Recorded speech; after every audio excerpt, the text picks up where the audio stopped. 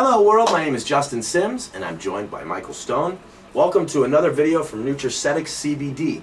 Today we're going to be talking about a huge issue that's going on right now. Guys, I read in Science News that they did a study, right? This was an interesting study where they did a survey of 8,000 Kratom users. So that's a pretty good survey, right? 8,000 people that all have this thing in common where they use Kratom. 68% of the 8,000 used it for pain. So they weren't misusing it. That's a high percentage that were not misusing it. 66.5% used it for emotional and mental conditions.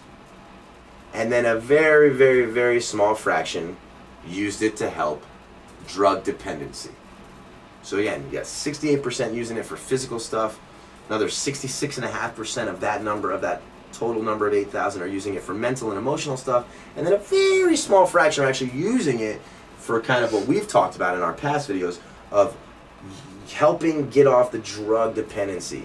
Now, although the number of deaths related to Kratom is low, the risk of using it also comes from the fact that, and this is probably my biggest fear with Kratom, is that it's largely unregulated. Companies that they're not really, you got to do your research basically, because you got guys like, say, Mike, Nutraceuticals, third-party tested, water-soluble, proven regulation, versus that product might be sitting in the gas station next to another product that was made in a garage with a couple of guys where there's no regulation.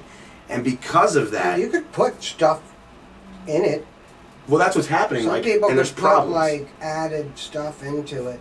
That's the main issue. So don't just go out there and close your eyes and shoot in the dark and just pick some random Kratom. Really know what you're taking, because a couple things that have happened because of this largely unregulated process that they have going on is some people have found large doses of heavy metals, like dangerous doses in the capsules or the liquids they're taking, and a lot of people have had a high number of salmonella bacteria. Yeah, I saw that. So again, that's really gross, but that would be my biggest concern right now, guys. Listen, use your common sense, okay? If I ate a bunch of Kratom right now trying to overdose on it, my body would reject the toxic levels of it. Right. I would start vomiting and passing out way before I died. There's no possible way to overdose on Kratom. So just use your common sense when it comes to that, guys.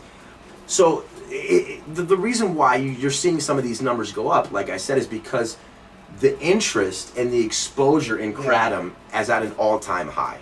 So whenever that kind of thing happens, it's kind of like when cars came out at first. They didn't realize we needed seatbelts until people started dying in car crashes.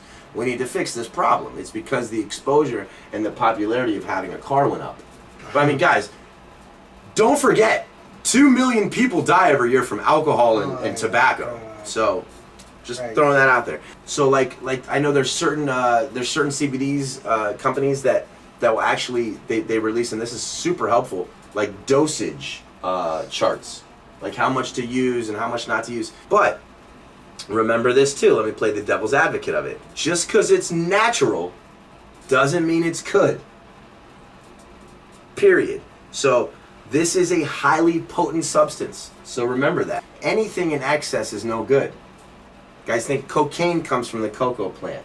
You know, I mean, not everything natural is good. So just keep that in your mind. But guys, my 3 sources for this information today were USA Today, the American Kratom Association, AKA, and Science News. So I tried to kind of jump all over the place, but again, there's a lot of fear-mongering that's happening right now. A lot of big pharma trying to demonize this thing. And why would they do that? Right. To learn more about Kratom, visit Nutraceuticals.com or click the link below.